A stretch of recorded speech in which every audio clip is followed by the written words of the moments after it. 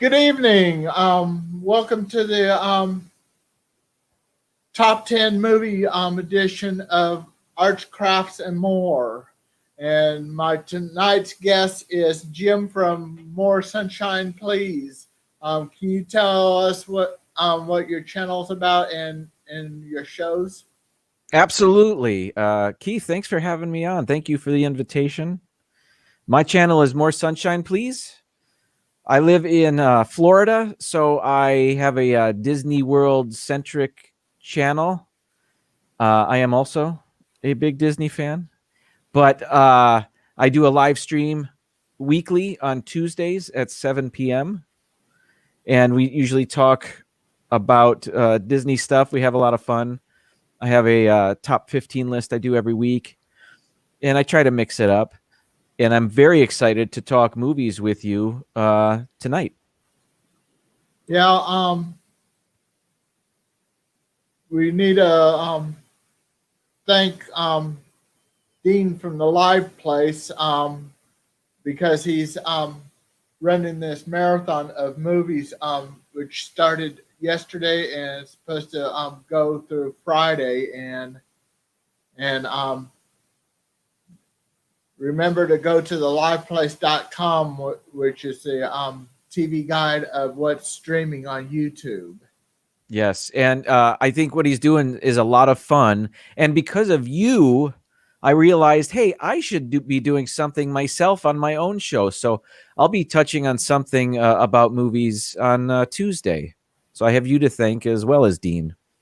And let's go ahead and welcome in Donna A. Fallon, Mike Wheeler, and Donna beat you, Mike. So you're kind of getting a little slow. Hello, Donna, and hello, Mike. And we need to wait for some more people to come in, hopefully. I tweeted it out, so hopefully we'll have some people coming in, seeing that. I'm not the world's biggest Twitter user, but it'll get the word out, hopefully. And please click the like button and share out to social media. And if you're new, click the subscribe button and click the bell for our notifications.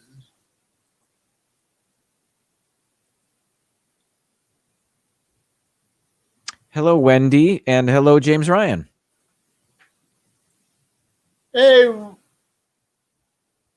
Hey, Wendy Lou and James Ryan. Welcome in. We're going to have our top 10 movies in a little bit, our list.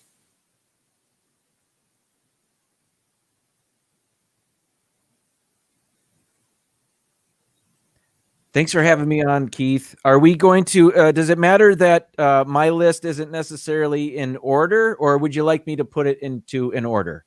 Oh, it don't matter. Okay. Good. Because that would be difficult for me. I do even have honorable mentions too. I have a couple. Yeah. Yeah.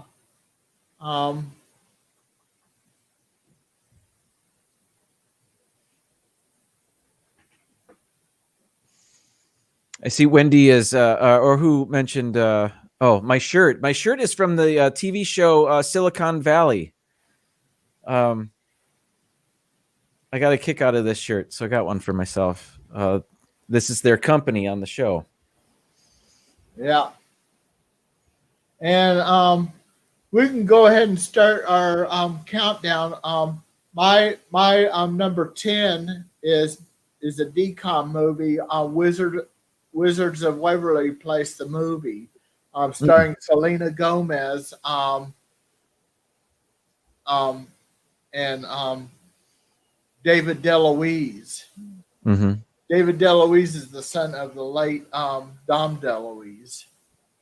And Selena Gomez, everybody pretty much heard of her. Yes. So what's your number 10? My number 10, well, let's see. I only have 3 Disney movies on my list, so I'll start with one of those. And I'm a big fan of all the Marvel movies, but I gotta say, I was really happy with the way it all wrapped up with Avengers Endgame. I thought it was a lot of fun.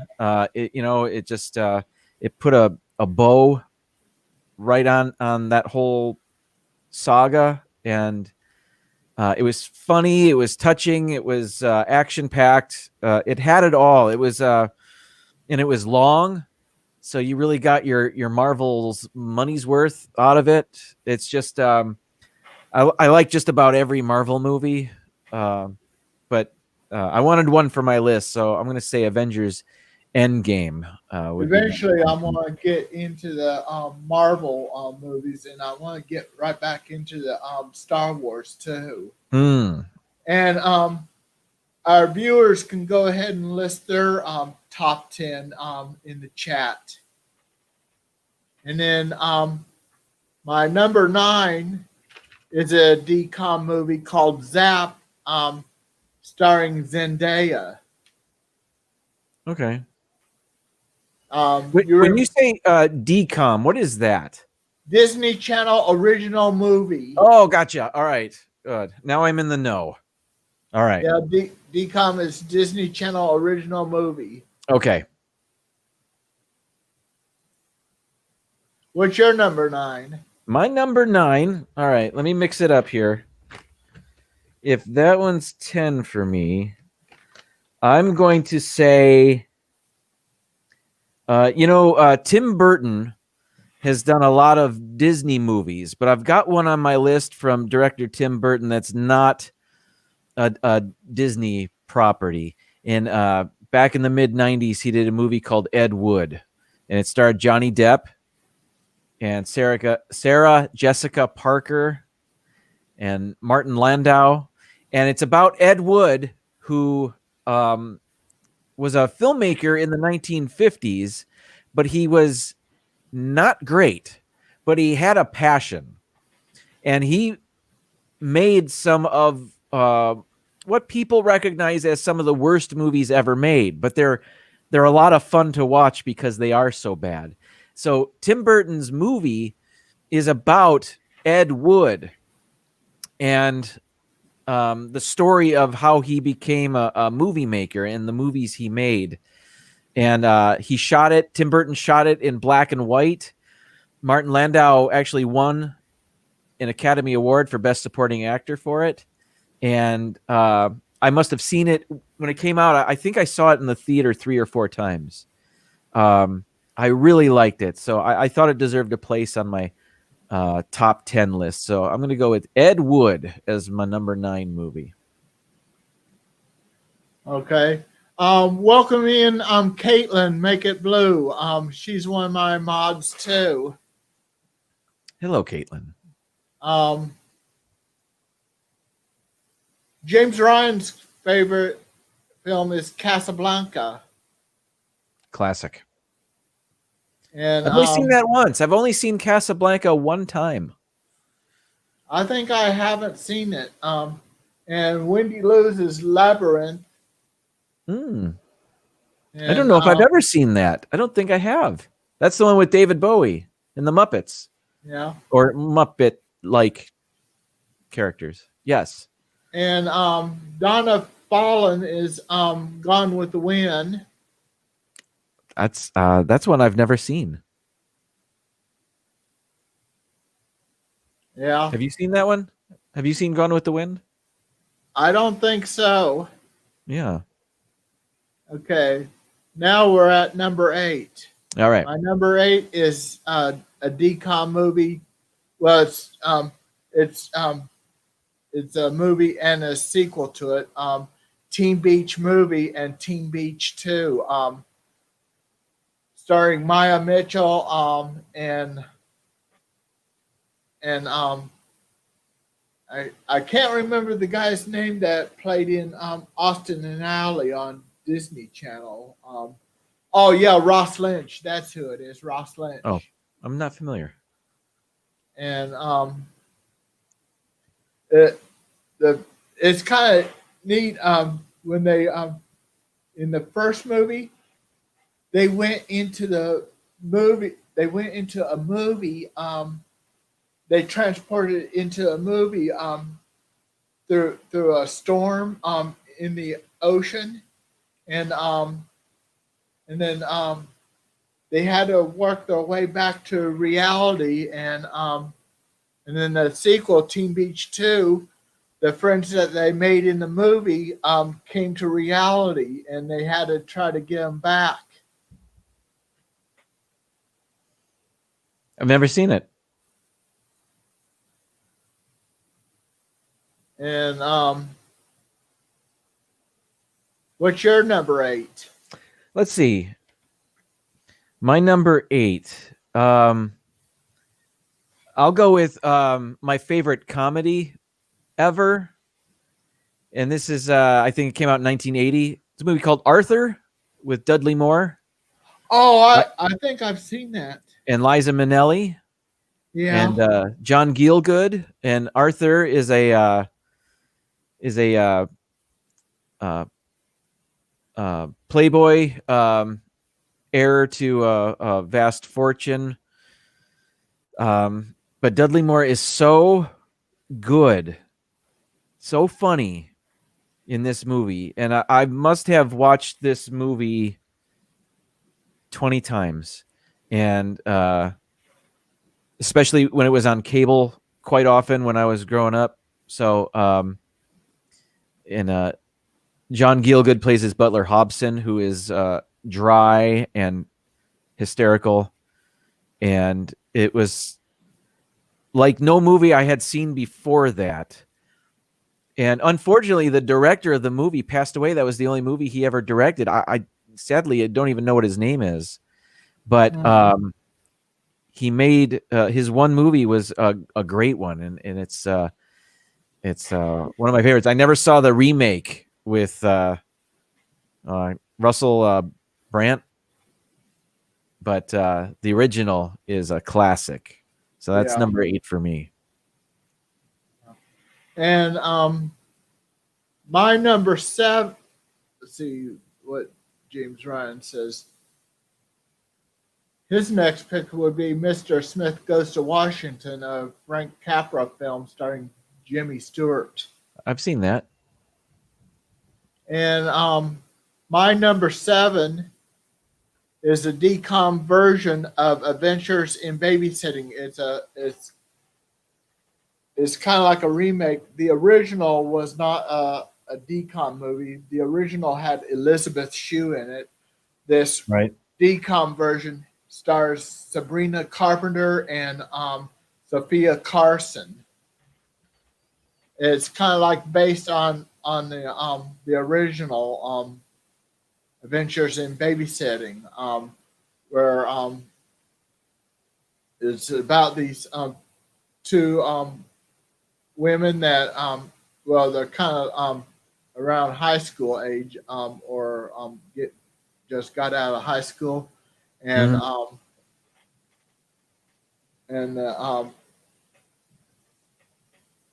Sophia Carson needed to get some money, so she decided. Well, they were trying to get a job with this artist, and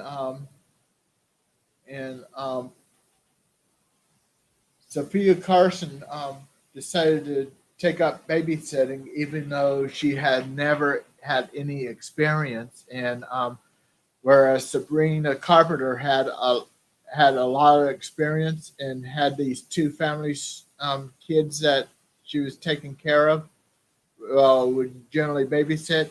So Sophia Carson went with one of them and kind of misled them, and it gets crazy there, especially a rare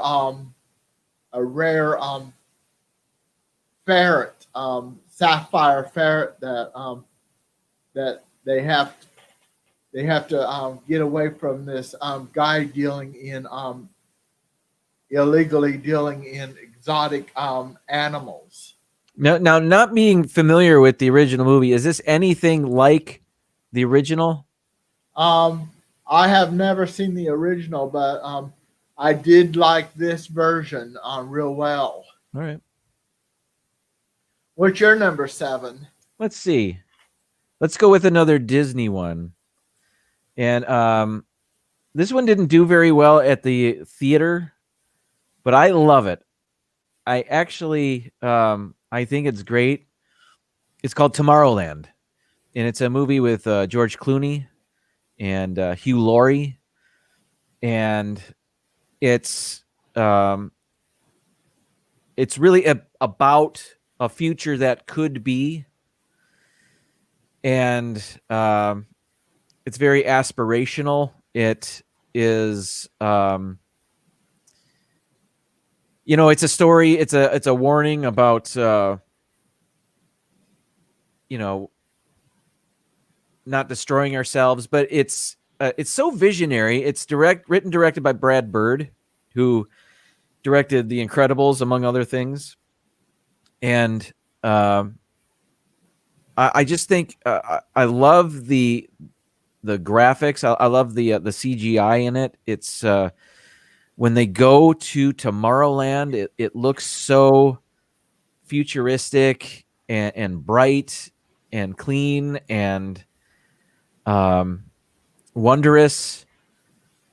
Brad Bird has quite the imagination, and he's good at putting a story together. And there's some Disney Easter eggs in there. For example, when they go back to Tomorrowland, you can see Space Mountain in the background, and there's a scene near the beginning of the movie where they're riding the original ride that It's a Small World was based on in the 1964 World's Fair. So stuff like that tickles me. So I don't know why it didn't do as well at the theaters. I don't care though. I love it myself. So I own it. And oddly enough, I think Tomorrowland will be the last Disney movie that they have that will be added to their Disney Plus service. I don't think it's scheduled to be added for over a year from now. So that's unusual, but I own it, so I can watch it whenever I want. But yeah, Tomorrowland is one of my favorites. Let's welcome in Rachel Loves Disney. Hello, Rachel. And Wendy Lou, whose next pick would be Contact with Jodie Foster. Oh. And James Ryan says his next pick would be the wonderful Chariots of Fire biopic of the UK's amazing Olympic team in 1924 Paris, a story of the growth of two men in athletics and life. Mm-hmm. Yeah, that was Chariots of Fire was a lightning in a bottle for a while. That was very that held everybody's attention. It was in popular culture with the movie itself won Academy Awards galore, and its theme song was everywhere too, and used to this day in a slow montage effect by other people as well. It's awesome. Good pick. Donna A. Fallon likes the movie Bed Knobs and Broomsticks. That one has Angela Lansbury in it. I just recently saw that for the first time on Disney Plus. I'm so happy to have Disney Plus so I can see all these movies. Yeah. And then Rachel Loves Disney loves Mary Poppins, starring Julie Andrews and Dick Van Dyke. Yes. And again, I've recently watched it again on Disney Plus. Hey, Bill and Lucy. Hello, MGM Family Travel. And let's see. If you just got in late, you can rewind and and try to catch up, or you can catch on the replay. Okay, and then my number 6 would be the whole Rocky Balboa franchise, which is Rocky 1 through 5, Rocky Balboa, and Creed 1 and 2. Mm. Sylvester Stallone. Now, I haven't seen the new ones. I haven't seen the Creed movies. How do they compare to the original Rocky movies? And do you like the original Rocky movies more than Creed, or vice versa? I like the Rocky movies the best. Mhm. Creed did not get as good of a review as Rocky did, but with Creed, its storyline is where Apollo, the late Apollo Creed's son from a mistress, decided to take up boxing and wanted Rocky Balboa to train him. Okay. So I think that's where Rocky's now training Creed's son. And there were 2 of those movies. Yeah. Okay.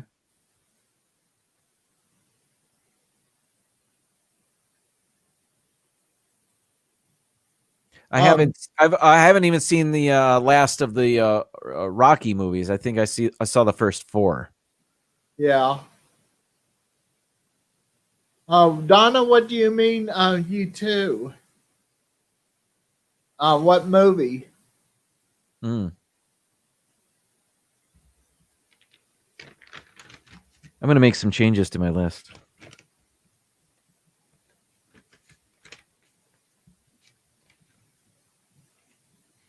Yes.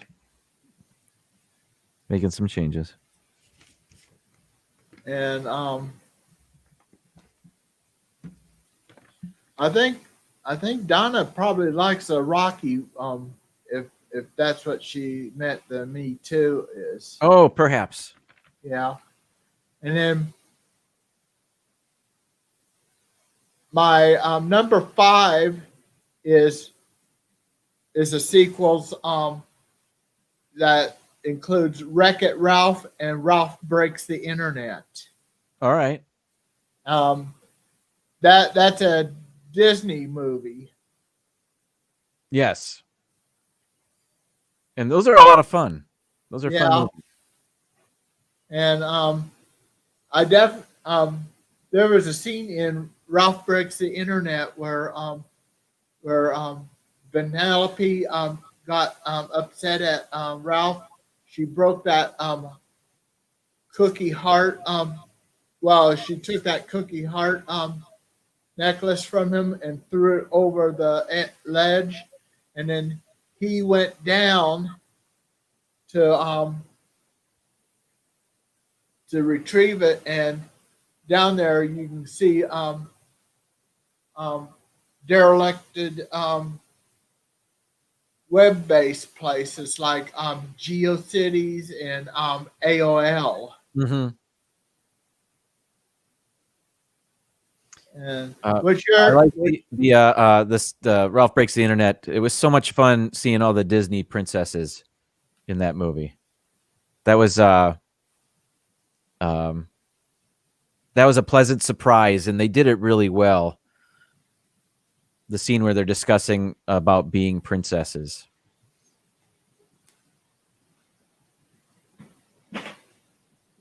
Yeah, there's a scene in Ralph Breaks the Internet that Vanellope goes in where the princes are at, and you can see I think Elsa's one of them. Snow White, Cinderella, they're all in there. Yeah. And then, when Vanellope first got to the Disney place, there is a Easter egg at the top of a certain part is Sorcerer Mickey. Oh, He is really? an Easter egg. I was unaware. Cool. Yeah. Which, of course, he's a hidden Mickey. What's your number 5? Let's see. I just made a change to my list, so I'm going to say my number 5 movie is one that's part black and white. I see James Ryan is in the chat, and a number of his movies are in black and white. This one is in part black and white. It was released in the late 90s. It's called Pleasantville, and it's about a brother and sister who get sucked into a TV. A mysterious TV repairman gives them a crazy remote control, and they get sucked into a TV. And they're both troubled modern day kids, but they get sucked into the brother's favorite old TV show called Pleasantville.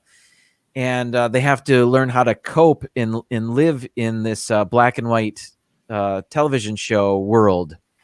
Yeah, Tobey Maguire's in there, and that's Don right, Knotts. and Reese Witherspoon, and Reese Witherspoon, yeah. Yes, they're the brother and sister. And William H. Macy, and that's right. Yeah. He's the dad, and the mom is oh man, I cannot think of the actress's name, but she's great. She's great in everything she does. And it'll come to me in about 2 hours. But so you think it's this comedy about, sorry, I just bumped my camera. So you think it's this comedy about them just being trapped in a silly TV show, but it actually becomes so much more than that. Because they're in black and white, and when they introduce something new to the people in this TV world, things start to appear in color, and that throws the world of Pleasantville into a bit of a tizzy. So that becomes sort of a what's the word I'm looking for? Not allegory. It's not quite an allegory, but it parallels that of a reality of racism, Jim Crow, stuff like that. Like you see that the people that are in color as opposed to those that are still in black and white. Right. And it became very interesting, and the way it was really well done. The acting's great. I thought the story was fantastic. Jeff Daniels is in it as well. Yeah, that's who I was thinking of. Jeff Daniels. Yes. Best known as from Dumb and Dumber with Jim Carrey. Yeah. But it's wonderful. It's funny, but it's just really well done. And so I thought that deserved a place on my top 10 list. I almost forgot about it, but I just added it. Yeah. And see. I'm going to make another change. My number 4 is Incredibles and Incredibles 2. Oh, that's good.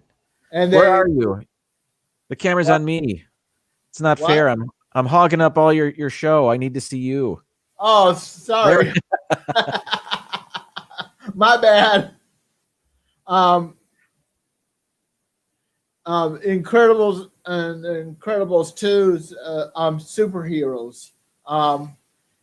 They both ended with a cliffhanger. So kind of makes you wonder at the end of Incredibles 2 if they're going to come out with Incredibles 3.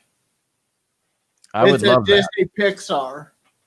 And but Incredibles, the first one, they start out at doing their superhero thing. Mr. Incredible gets married to Elastigirl, and then they have a family. but there's a scene where Mr. Incredible did a little mistake when it came to certain crime stopping, Mm-hmm.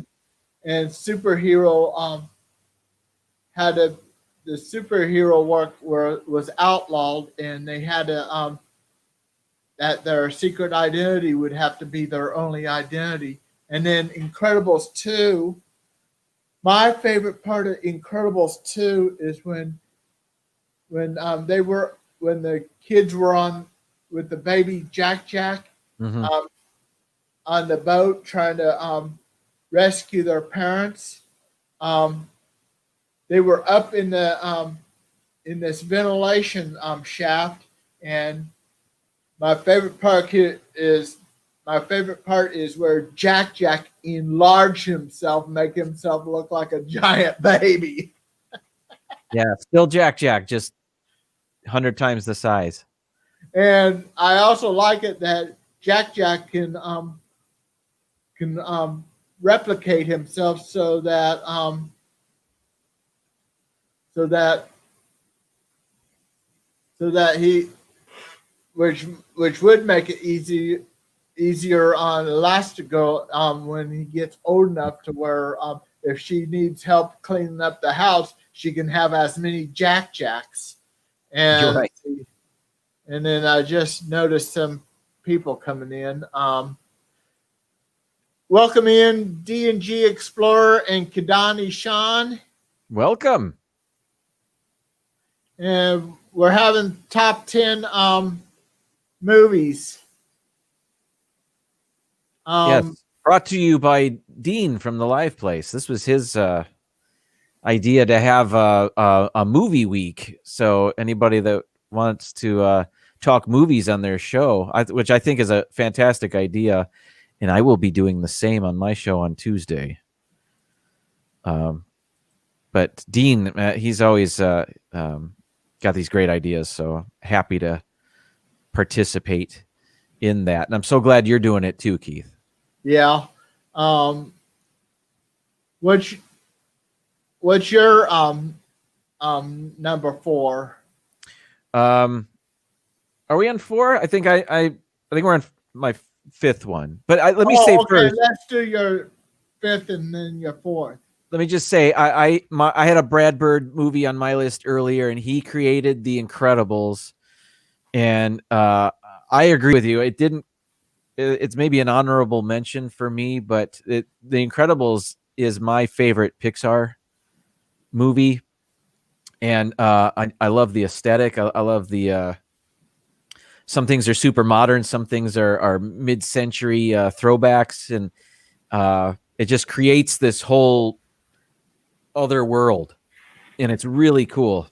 And I love the score for it. The music is awesome, and I also love the roller coaster out in Anaheim.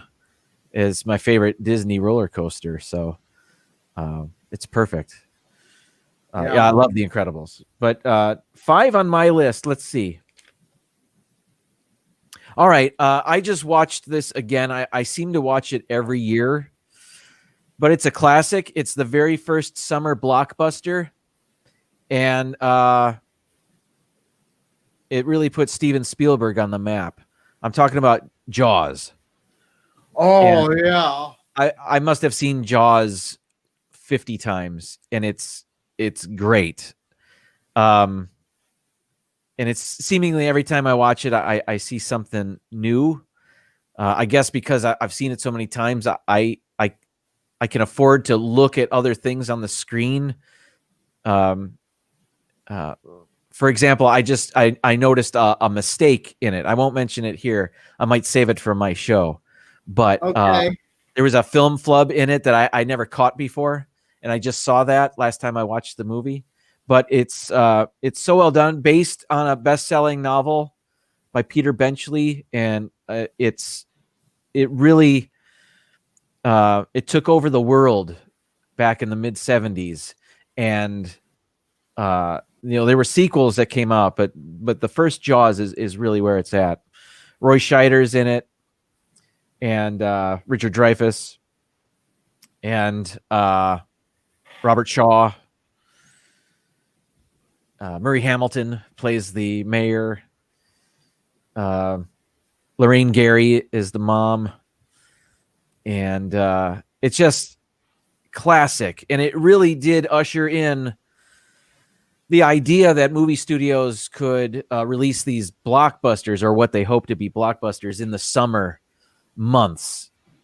I know so much about this movie. The fact that the shark, famously, the mechanical shark, did not work well at all times.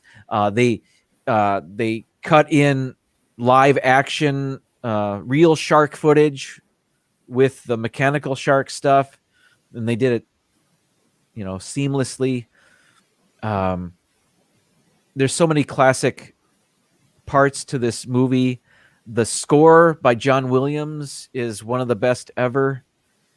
My dad loves it. I think maybe that's why I love it. And it's just so entertaining, so much fun. Jaws will be one of the greatest classics. Yes. Oh, I did get a haircut. I just got it maybe an hour ago. Hey, Charlie and Stacy. Hello, Disney nerd herders. Yeah, I love Jaws, and I watch it every year. And what's your number 4? My number 4. Oh, I'll just let's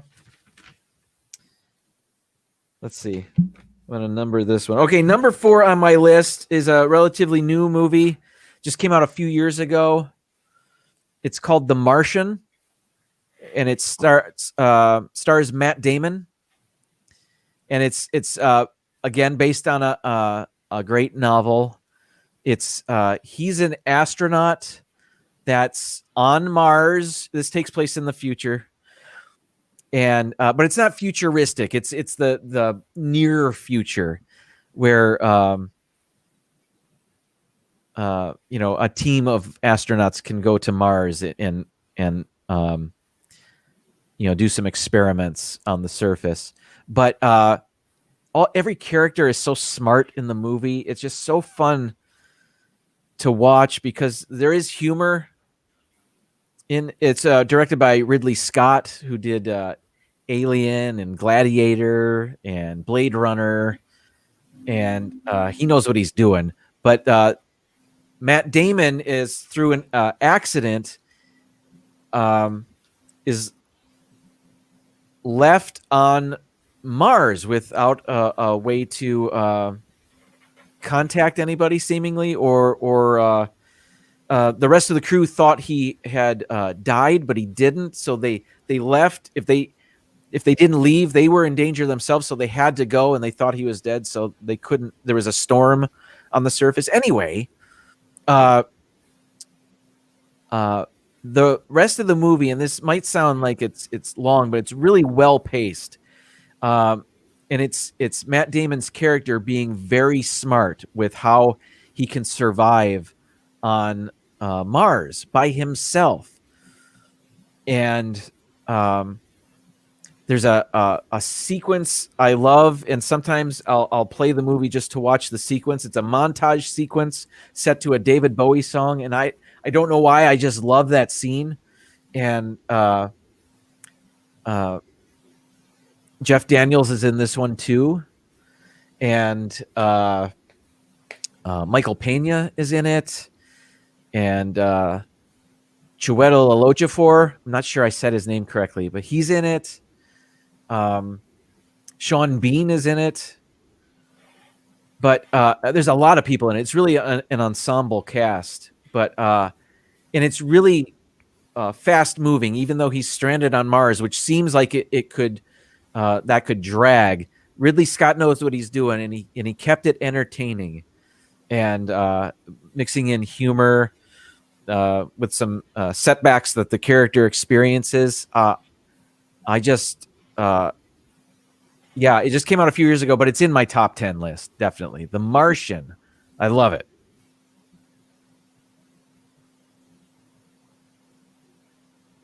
Okay. My number three is a tie between Inside Out and Zootopia. Um, and talking about Inside Out, um, um, sometime back when Disney Movie Insiders was Disney Movies Rewards, I I cashed I cashed in so many points to get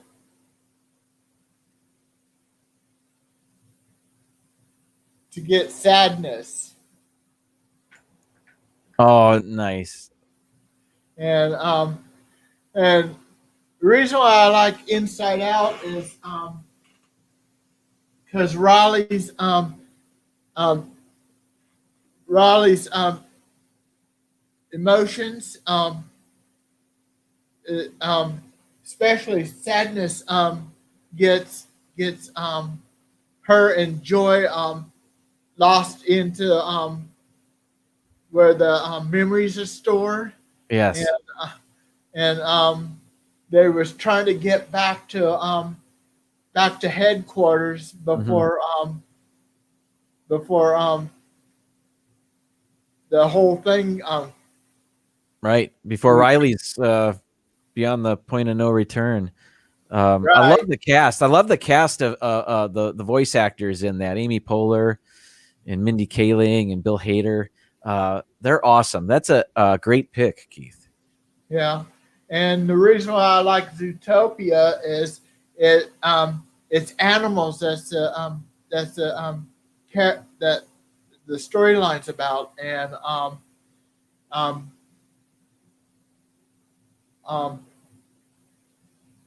Shakira is the voice of Gazelle. That's right. There's great voices in that one. Agreed. I just saw that for the first time a couple months ago. Thank you, Disney Plus, and it was fantastic. We've watched it a number of times since. Yeah, the sloths are awesome. Yeah, Yeah. um, we kind of joke around saying, how'd you like to be served by sloths? Mhm. I They know. take practically forever. But in real life, sloths can be slow, but then if sloths want to, they can really run. Oh, I would hope so. You know, if there's a predator around, I don't know who their predators are, but I would hope they'd be able to move if they wanted to. You know, alligators are slow too until they're not. Right. And I heard you do not go zigzag when you're running away from alligators because it keeps you in their vision. You just run straight away from them. Oh, good to know. Here in Florida, that's really good to know. Yeah. Um, that's a good way to stay out of their sight. What's your number three? Let's see.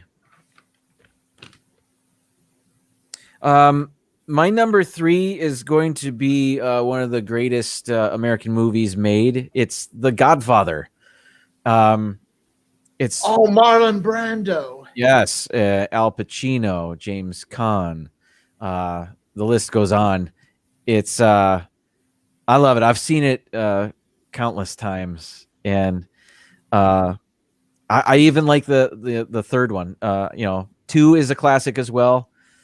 I even like the third one, although I haven't I seen need it to as I much. need to get those three. I haven't seen them, but I would like to see them. But I am familiar with Marlon Brando. Absolutely.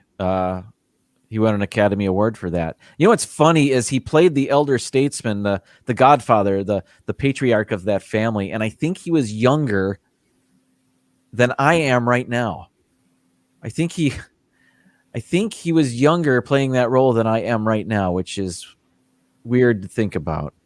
But Yeah, it's just the direction of that movie. Francis Ford Coppola. There's so much. Every frame is a portrait. The light the cinematography, the darkness and the light in the frames is tells a story in its own, and there's a lot of artsy fartsy stuff in it that you don't even need to know about to enjoy it, because it's such a compelling story otherwise. And I know of a movie mistake in that I never really hear about, but if I talk about movie mistakes on my show on Tuesday, I'm going to mention it. And but there's so much good in that movie. It's one of the best American movies ever. Yeah. And it just again culture, pop culture takeover when The Godfather came out. I've even read the book, and that was great. So yeah, I've always liked The Godfather. I purchased a Godfather poster to hang in my classroom just so I could have it. I also have one for Jaws. But yeah, that's got to be somewhere on my list. So The Godfather is you can't go wrong with that one. Okay. And my number 2 is a tie between Onward and Spies in Disguise, both Disney. I don't know Spies in Disguise. It has the voice of Will Smith and Reba McEntire. Okay. Is it musical at all? Because they're both musicals. No, it's an animation. It's animation. But there's no singing or anything, no songs in it?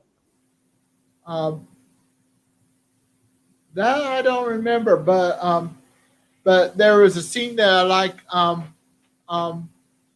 This one kid, after Will Smith's character turned into a pigeon, he said to that kid, "This is strange," he said something like, "I can see you and my butt at the same time." It's because the pigeon's got a 360-degree vision. Oh, I can. I have seen Onward though. Onward is awesome. I was really liked Onward. That was a great film. I've seen it twice, and so glad they brought it to Disney Plus when they did. Yeah. What's your number 2? Number 2, let's see.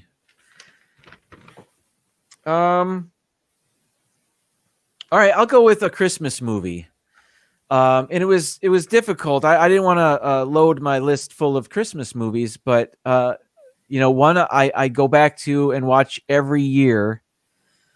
I love It's a Wonderful Life, but I don't watch it every year. It's a long one. But I watch Elf every year. Oh, yeah. Elf is a fantastic movie. It's on my top 10 list. It's directed by Jon Favreau, who, of course, went on to direct Iron Man and the remake of The Lion King and the remake of The Jungle Book. He's done a lot of Disney stuff. But before he did any Disney stuff, he did Elf. Will Ferrell. Yes, Will Ferrell, who's hilarious, of course. But the aesthetic of the North Pole is so classic. And the fact that they introduced some stop motion animation characters, that's really adorable. It's such a fun movie. The fact that he was raised an elf and then walks into a normal world is funny. The fish out of water story as it is. And It's a Wonderful Life is maybe my second favorite Christmas movie, but it's a long one, and or it's longer anyway. Elf, it seems to be more in a more travel sized. It's easier to consume in one sitting without having to dedicate your whole evening to. Seemingly, it also has Ed Asner and Bob Newhart in it. That's right. The cast is great. James Caan is in that one too. He was in The Yeah, Godfather, and Mary Steenburgen and Zoe Deschanel, who we get to yeah, hear sing. And it's Peter Dinklage is in it. Andy Richter, Kyle Gass. Um, who else is there's somebody else I'm thinking of. Amy Sedaris is in it. It's a great cast. It's awesome. It's so much fun.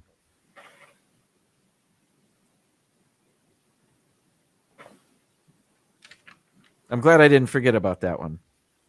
yeah. Yeah, let's see. My honorable mention, one of them is The Parent Trap, both versions. The original version had Brian Keith and Haley Mills. Haley Mills played identical twins, and then and the remake version had Lindsay Lohan playing as identical twins. Has Natasha Richardson and Dennis Quaid. All right. I haven't seen the remake. Which do you prefer, or do you like them equally? I like them equally. Oh, cool. And then Freaky Friday, I like the version with Lindsay Lohan and Jamie Lee Curtis and the guy that's known as Jethro on NCIS. I'm unfamiliar. I know the show. I've never seen it. I don't know that guy. But, Now I saw the original Freaky Friday. I saw that at the theater, I think. I haven't seen the original Freaky Friday or the third version of it. There's a third? Yeah. Oh, I don't know that one. Yeah. Was it released in theaters, or was it on Disney Channel or something like that? I think it was in the theater. Oh. I don't know that one. There's so much I haven't seen. Well, at least it was reported that there was supposed to be a third version of it. Oh, okay. Yeah. And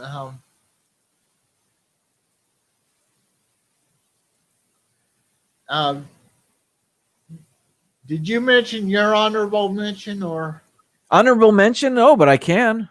okay?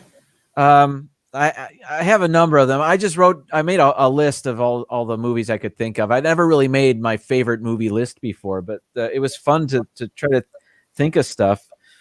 I like Goodfellas. Martin Scorsese, I think needed some place in my top 15 somewhere. And Goodfellas, I think is his best work.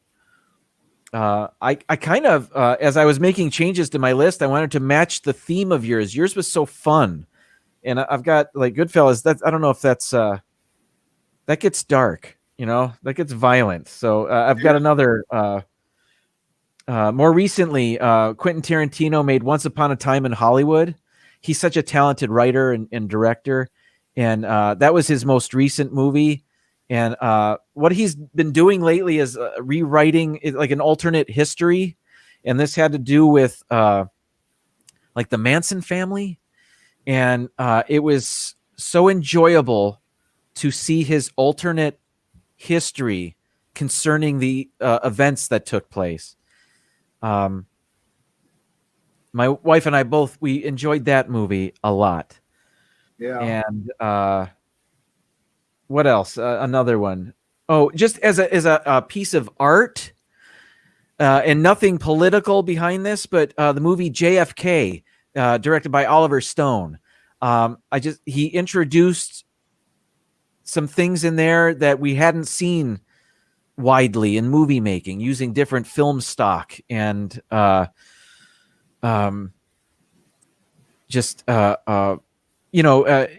there's a lot of conspiracy theory explaining done in that film, but I always thought that was so well crafted as a piece of art, as a piece of movie making. I thought JFK was really well done. But yeah, so those are my and the movie Rushmore. I thought Wes Anderson deserved a place on my list somewhere. So Rushmore with Jason Schwartzman and Bill Murray, they were the two that starred in it. So fun. We love the way that Wes Anderson creates his universe. With Bill Murray, it's a comedy. Yes. And it's just a joy. I remember we saw it in theaters, and then back in the 90s we purchased it and we watched it a number of times. We just like the world that Wes Anderson, the director, creates. He's got a specific aesthetic that he uses in his movies, and we enjoy it very much. So those are my honorable mentions, I guess. Hey, Ron and Meredith. They're going to be my guests November 8th, and Charlie and Stacy's going to be my guests on November 15th. Awesome. Hello, DePhilly crew. Is it time for your number one movie? Yeah, my number one includes Frozen, Frozen 2, Harry Potter, all 8 movies. That is years 1 through 7. Year 7 is in parts 1 and 2, and including the prequels of Fantastic Beasts 1 and 2. That's quite a first place tie for you. That's a lot of movies there. Is there one that stands out, or you love all of that equally? I love those all equally, but the best song that I like was from the first Frozen, "Let It Go," Idina Menzel. That's a great one. Classic Disney song. I enjoy that also. What's your number one? My number one, again, I wanted to match the mood of your list. So I'm going back to a fun movie from my childhood. It's a musical, stars Gene Wilder, Willy Wonka and the Chocolate Factory. Oh, I like that. Now, I don't know if this is my favorite movie of all time, but you said I didn't have to really put mine in order. So this is somewhere in my top 10. But again, I've watched this movie so often, and it's so fun and funny. And again, they've created this world that doesn't really exist other than in this movie. But Charlie appears to be American, but he lives in Germany with a bunch of British kids. I don't know what's going on, but I don't care. It's so enjoyable. The music is great. Gene Wilder is so irreverent and awesome in this movie as Willy Wonka. Jack Albertson as Grandpa Joe. It's so much fun. Just as a kid watching that movie, it's just a fun house. That Chocolate Factory was just a magical place in its what they created with that movie. Just it stood the test of time. Kids today still watch that movie and enjoy it very much because it's just so fun and really well done. And again, there's a lesson to be learned from Roald Dahl's story. It's a good one. Stacy, Charlie. Gene Wilder was in the original version called Willy Wonka and the Chocolate Factory, which was based on the book Charlie and the Chocolate Factory. And Johnny Depp was Willy Wonka in Charlie and the Chocolate Factory. Yes, the Tim Burton reimagining, more closely based on the book, I think, but I prefer the original movie. Yeah.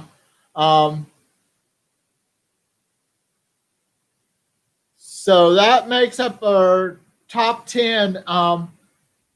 Your show is Tuesday at what time? 7 p.m. Eastern. Okay, so everybody check out Jim's channel on Tuesday night at 7 Eastern, and subscribe if you haven't already, and remember to click the like button and share out to social media. And Keith, thank you so much for having me on. This was a lot of fun. yeah, maybe I can be a guest on yours sometime. That'd be very cool. Yes. Yeah. You have any closing saying you usually say?